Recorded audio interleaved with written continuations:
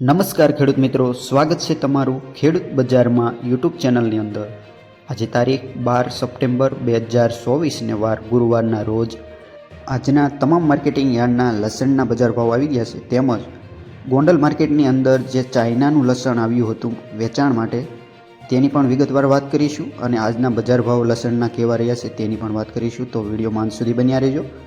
Channel પર નવા હો તો વિડીયોને લાઇક કરી દીજો અને સબસ્ક્રાઇબનું બટન જો તમે ના દબાવ્યું હોય તો નીચે આપેલું સબસ્ક્રાઇબનું કાળું બટન દબાવી બાજુમાં આપેલી ઘંટડી છે એને દબાવી ઓલ આઇકન કરી નાખજો, જેથી રોજે રોજના બજાર ભાવનો વિડીયો જ્યારે પણ અમે અપલોડ કરીશું સૌથી પહેલાં તમને મેસેજ મળી જશે।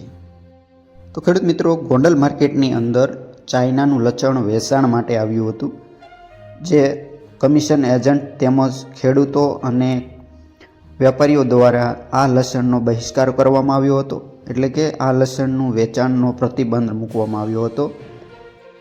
અને આ લસણ ક્યાંથી આવ્યું અને કયા ખેડૂતે મૂક્યું છે તે સંપૂર્ણ તપાસ થઈ છે।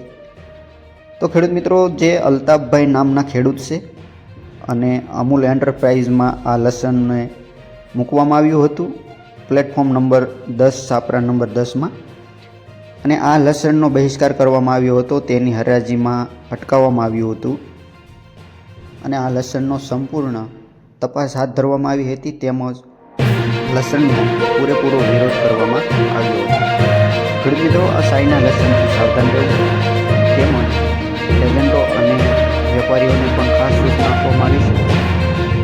લસણનું મુખ્યત્વે ચાઇના લસણનું જે આવકનું કારણ છે, કેમ કે લસણના બજાર ભાવ રેકોર્ડ ભાવ જે 6,000ની પાર પહોંચી ગયા છે, જેના કારણે ચાઇના લસણ ગોંડલ માર્કેટમાં આવ્યું છે। ખેડૂત મિત્રો, જોઈ લઈએ આજના લસણના બજાર ભાવ કેવા રહ્યા છે, કેમ કે લસણમાં ફૂલ તેજી જોવા મળેલી છે, 6,000ને પાર પહોંચી ગયા છે બજાર ભાવ। તો આજના બજાર ભાવ કેવા રહ્યા છે જોઈ લઈએ, વિડીયોમાં બન્યા રહેજો। વાત કરીએ રાજકોટની તો 3351થી લઈને ઊંચા બજાર ભાવ 5,100 રૂપિયા, દાહોદ 4800થી 5200 રૂપિયા, વિસાવદર 3015થી ઊંચા બજાર ભાવ 4,321 રૂપિયા। વાત કરીએ જેતપુરની તો 2250થી લઈને 4800 રૂપિયા, તેમજ ડીસાની વાત કરીએ તો 4800થી લઈને 6,060 રૂપિયા, જામનગર 3000થી 5625 રૂપિયા। મિત્રો, આ હતા આજના તમામ માર્કેટના બજાર ભાવ। માહિતી સારી લાગી હોય વિડીયોને લાઈક, શેર, સબસ્ક્રાઈબ કરવાનું ભૂલતા નહીં। વિડીયો સુધી સાંભળવા બદલ આપનો ખૂબ ખૂબ આભાર।